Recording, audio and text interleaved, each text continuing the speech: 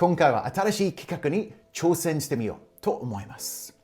視聴者さんからいただいた質問にお答えする形にしました。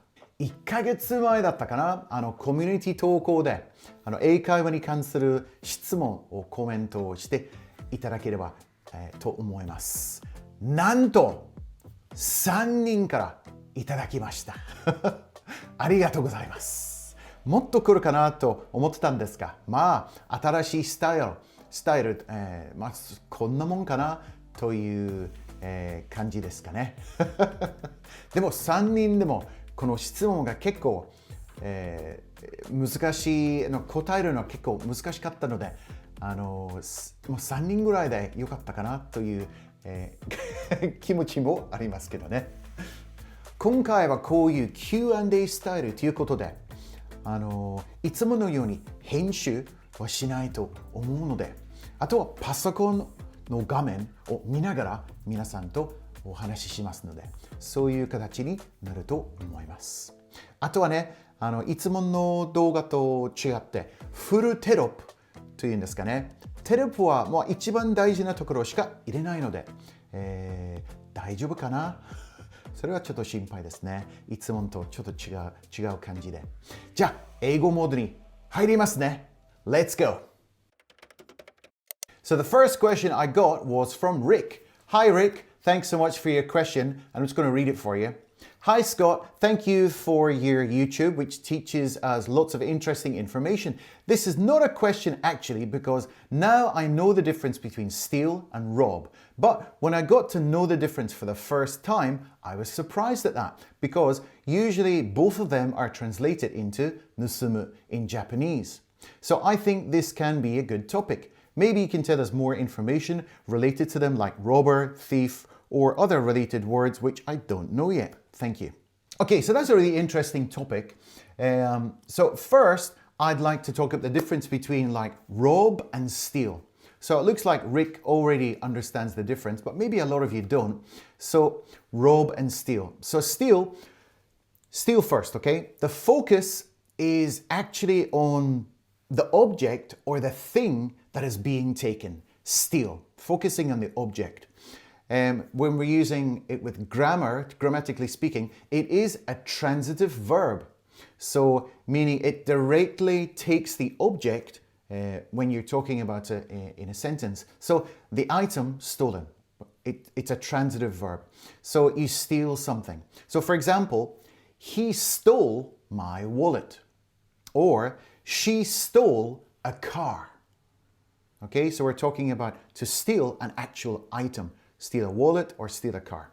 Now, it's also really common to use the verb steal in a passive voice. So we would say something like, my wallet was stolen, or I had my car stolen. That kind of thing. Now, so steal is just kind of like a general meaning of like to steal something. There's no real, violence, or there's no like anger. Just steal means to take something which is not yours. Now let's compare that to rob. Now I feel rob, it sounds more violent, more aggressive to rob somebody than just steal. So the focus when you're talking about rob is quite different from steal, because the person or the place from which something is taken is the focus. Okay, so the person or the place is the focus point. But steal, we're talking about the actual item, the thing that was stolen. But rob, we're usually talking about the place or the person where something is taken. It usually takes a direct object that refers to a person or a place. And you rob someone or you rob somewhere, that kind of thing. So if we look at an example sentence, they robbed the bank. They robbed the bank. We could say, he robbed me of my wallet. Okay, so now you can have some combinations which show the pretty clear difference. So this is a really good example. Take this example, which shows you the difference between rob and stole. Listen carefully here. The thief stole a painting. Okay? The thief robbed the museum. Can you see the difference between them? The thief stole a painting, the thief robbed the museum. So where is the focus on each sentence? You can see it's focusing on different parts. So both of the words actually describe theft. They're describing the same kind of thing. But how you use them depends on whether you're emphasizing the thing taken, which is steal, or the person or the place which has been targeted. Of course, to rob. Okay, so that's the difference between rob and steal. Now, another interesting word which is related to this, because Rick asked about other interesting words which are related to like theft and stuff. So a good word is burgle, which is a UK expression to burgle. In American English, they often say burglarize, which I guess is more common than saying burgle, but in the UK we say burgle. So somehow in American English, there is a tendency to add I's onto verbs like these. I don't know why, but there is a tendency to do that in US English. I guess it kind of sounds more formal or kind of official, that kind of thing, you know. So, burgle. What is burgle? So basically, a person who breaks into a house. They're burgling the house. It could be a house, sometimes it could be a business, but basically you burgle, maybe you break the window and you go in and you take something, you steal something. But basically you're breaking into a property. It's often done at nighttime. You often hear burglaries being done at nighttime, and they come in as quietly as possible. There's also another expression, a burglar, which is the noun form. A burglar is also sometimes called a cat burglar. It's kind of a nickname because maybe they climb up the side of the house or they climb into some building or something, just like a cat. A cat burglar or just a burglar. So they burgle a house or a property. So let's look at some example sentences. The burglar broke in through the kitchen window. A lot of houses have been burgled in this area. There have been a lot of burglaries recently. So burgle is to actually go into a property through the window and steal something. A burglar, a burglary. Now, another interesting word related to the topic is pickpocket. Pickpocket. Maybe you've heard this one too. So the interesting thing about the word pickpocket is it can be used as both a noun and a verb. So you can be a pickpocket, but you can also pickpocket someone. I guess the Japanese word is suri. You can take something from someone's bag or you can take it from their pocket. It's called a pickpocket. I was pickpocketed, that kind of thing. So let's look at a couple of example sentences here. He is a pickpocket. Watch out for pickpockets in Italy. I was pickpocketed on... I'm going to try that one again. I was pickpocketed on the train in Russia. So someone went into my pocket and took my wallet, maybe my passport, I don't know, but I was pickpocketed on the train in Russia. Now, one last one about this whole topic is I want to talk about hold up. Hold up. So this one is often used when people go into somewhere like a bank. In most cases, it's like for a bank, and usually with a gun like this, and they go into the bank. Sometimes they wear masks. Sometimes they wear some kind of disguise. I'm sure you've seen it in a lot of Hollywood movies. It's in a lot of movies when the robbers or the bank robbers go into the bank and they say, "This is a hold up." You could also say something like, "There was a hold up in that bank last month. The bank was held up and the robbers got away with millions." So it doesn't necessarily have to be in a bank, but I feel that a hold up is usually in a bank or maybe some kind of office where they have money and they come in usually with a gun, a rifle, I don't know, depending on the country, maybe they could have a sword or something, and they threaten to kill somebody or they threaten to take hostages, that kind of thing, and they say, this is a hold-up, or that bank was held up last week. That kind of thing. So there's a few words. I hope that satisfies you there, Rick. Those are a few points about theft. The next question comes from Yoshi489. He's a regular commenter on the video, so thanks very much for your question, Yoshi. I'll call you Yoshi if that's okay. Now, so it's quite a long question and it's quite detailed, so everybody buckle up. It's going to be a big one. Let's read the question. It's hard for me to understand the four conditionals. Number one, if the sun sets, it gets dark. Zero conditional. Number two, if the sun sets, it will get dark. First conditional. It's hard for me to understand the difference of sentence 1 and 2. Number 3. If you'd like to study English, here is a nice book. If clause is the second conditional, main clause is zero conditional. 4. If you take a nap while you're driving, you could hit the other cars. If clause is zero or the first conditional, main clause is the second conditional. The different conditionals are mixed. I always get confused about that. And number 5, if I had got the horse racing ticket at that time, I were rich. I know I were rich is improper. I wonder why it is improper. I know I would have been rich or I would be rich is proper. Okay, so that is a big question and I'm going to try and answer it for you, Yoshi. So let me break down the four conditionals for you. Okay, so the four conditionals in English grammar refer to sentence structures that describe possible or hypothetical situations and their outcomes. When I mean hypothetical, I mean like an imaginary situation. Hypothetical situations. So we can refer to possible outcomes or hypothetical outcomes, like two different types of scales of reality, if you know what I mean. So each type of conditional expresses a different level of possibility or time frame. So there are different types. The first one is zero conditional.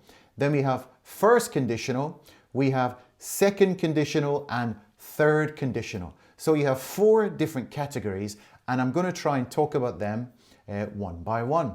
Okay, so let's start off. I just want to reconfirm, Yoshi, that everything's quite clear with the different ways we can use the different conditional sentences and just basically how the sentences are structured, if you know what I mean. So let's start off with zero conditional. Now, this is used to talk about facts, general truths or situations that are always true. It's always true when certain conditions are met. Okay? So this is the most simple kind, the zero conditional. So if you're making a sentence using the zero conditional structure, it goes like this. You have the if plus present simple and present simple. It's very simple. So an example sentence would be, if you heat water to 100 degrees centigrade, it boils. Okay? It's a fact. You cannot argue with that. If you heat water to 100 degrees centigrade, it boils. So we're using present simple and present simple. That's the easiest one. Okay, let's move on to the first conditional. Things are getting a little more complicated now. So we use the first conditional type of sentence to talk about real and possible situations in the future. Okay, so if we're making a sentence using the first conditional, we have if plus present simple and will plus base verb. Okay, so that's the basic structure. An example would be, if it rains tomorrow, we will stay home. There you go. If it rains tomorrow, we will stay home. So we're talking about a real and a possible situation in the future. The next one is the second conditional pattern, and it's getting even more complicated now, so stay with me, stay with me. Now, this is used to describe hypothetical, like kind of imaginary, hypothetical or unlikely situations in the present or the future. Okay? So the structure is if plus past simple plus would and the base verb. So it's quite a complicated sentence, but we're talking about a hypothetical or unlikely situation in the future, okay? An example sentence would be, if I had $1 million, I would travel the world. Okay? If I had $1 million, I would travel the world. So it's kind of like an imaginary, kind of like a fantasy situation. We would use the second conditional. And then moving on to the very last kind of conditional, which is the third conditional. So we use this to talk about really unreal hypothetical situations in the past. So we're talking about the past in this case, okay? Past. This is the key point. Things that didn't happen. These things did not happen. And their imaginary outcomes. Okay? So this is the most complicated one. We have if plus past perfect plus would have plus past participle. Okay? Are you with me? Stay with me, stay with me. If you had studied harder, you would have passed the exam. If you had studied harder, you would have passed the exam. So you're talking about something which didn't happen. Actually, it didn't happen because if you had studied harder, maybe the person didn't study hard. But if you had studied harder, you would have passed the exam. So it's talking about a very unreal, very hypothetical situation in the past and things that didn't happen and their imaginary outcome. So it's all complete fantasy. So let's take a look at a quick summary table so that maybe you can get it in your head. So in this summary table, there are some really good example sentences again. So looking again at the zero conditional, if you eat too much, you get sick. The first conditional sentence is, if it rains, I will take an umbrella. The second conditional, if I were you, I would apologize. And the third conditional sentence is, if you had called me, I would have come. Now, going back to the question I received from you, Yoshi, you actually pinpointed a couple of examples, which I'm going to take a look at now. You said, if the sun sets, it gets dark. So this is zero conditional. If the sun sets, it gets dark. If the sun sets, it will get dark. So can you see the difference between a zero conditional and a first conditional? So if the sun sets, it gets dark. Let's look at this one more closely. So this describes a general truth or like just a fact. You can't complain. It is something that always happens under any given condition. It's a scientific fact. It's science. It happens every single day. So if the sun sets, it gets dark. It's a zero conditional. It's science. You cannot complain. But if we compare that to the first conditional, it says, if the sun sets, it will get dark.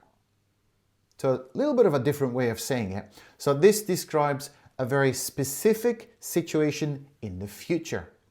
So it talks about a possible event and its likely outcome. So the difference between a zero conditional is you cannot complain. It's complete fact. But first conditional, if the sun sets, it will get dark.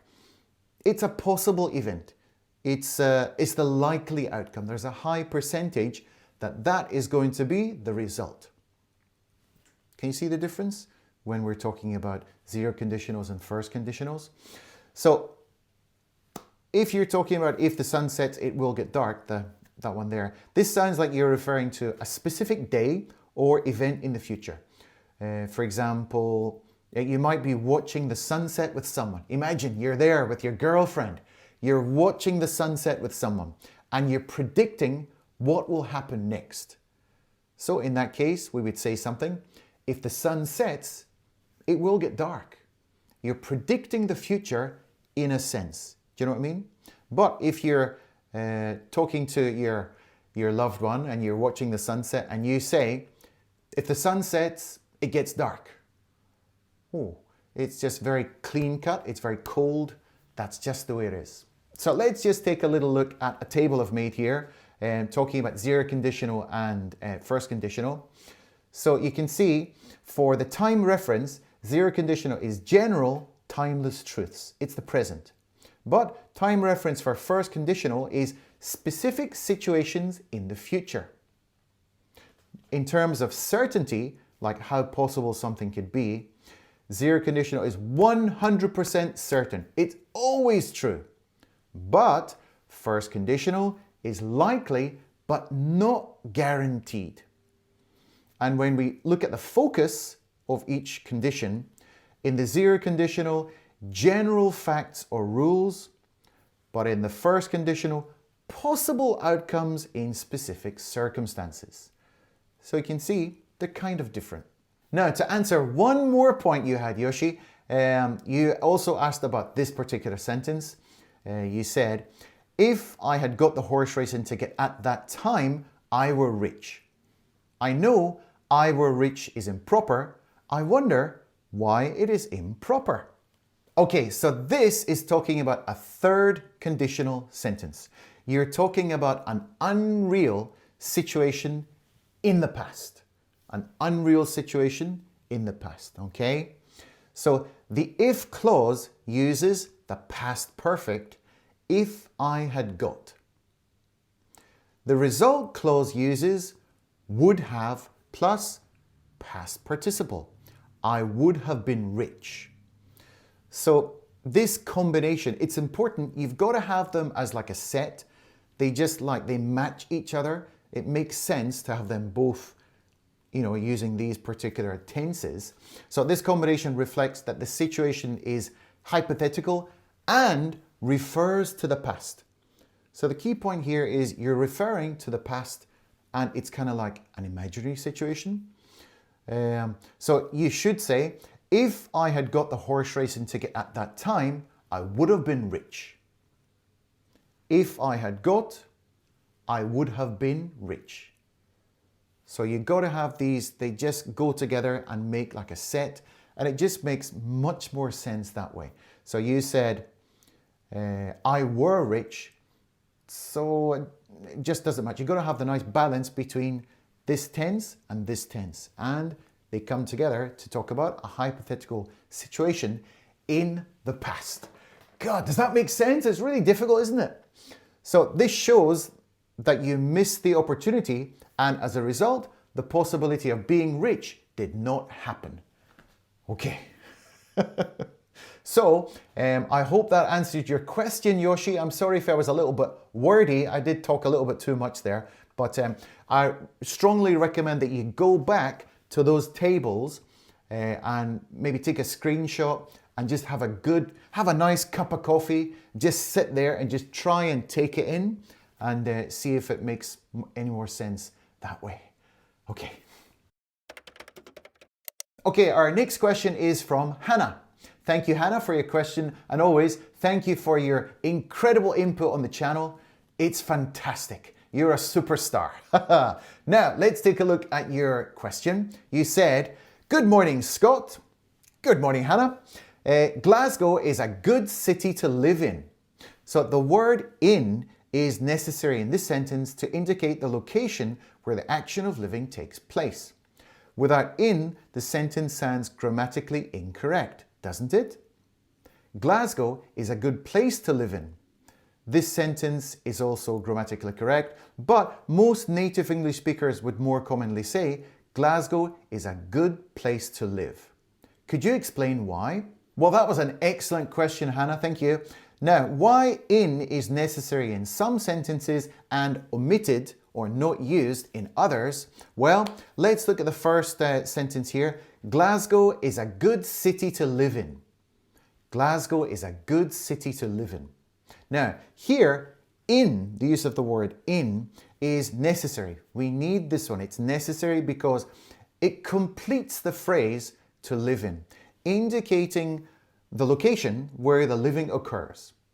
Does that make sense?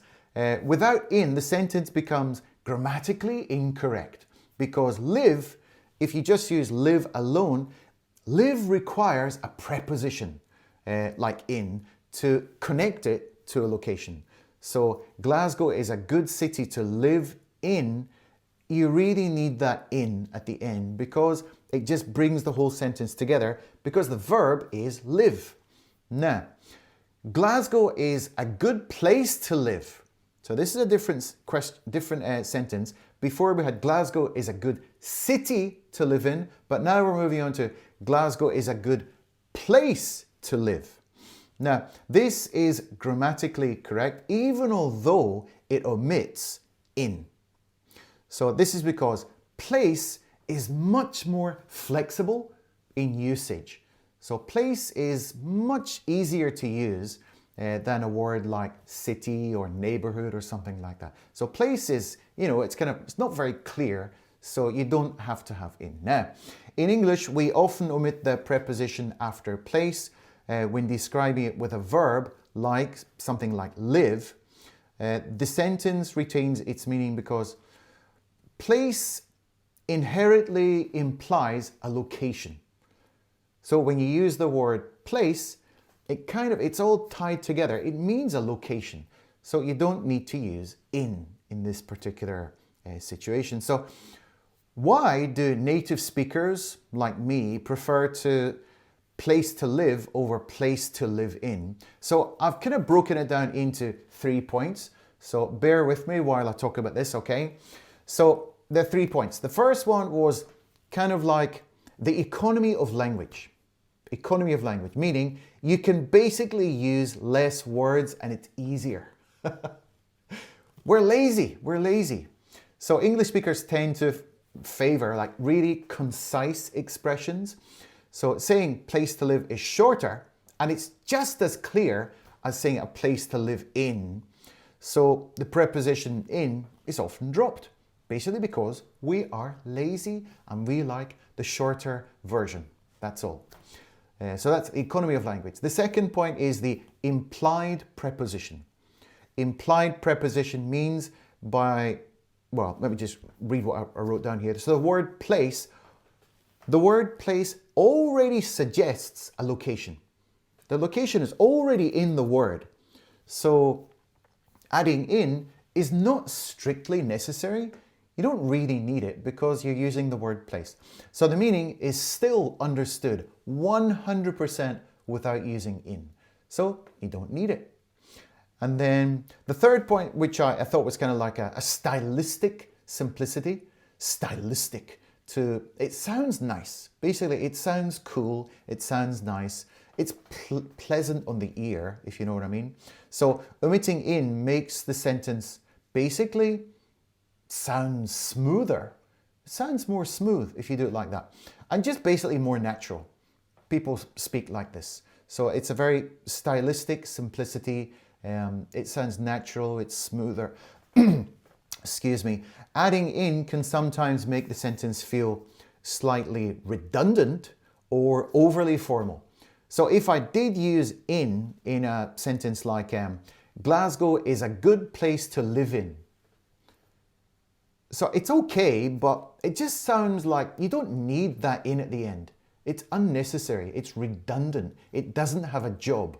So, and it just like sounds overly wordy. It's like you're using too many words for the sake of it. So, sometimes in English we also cut words off because they're unnecessary.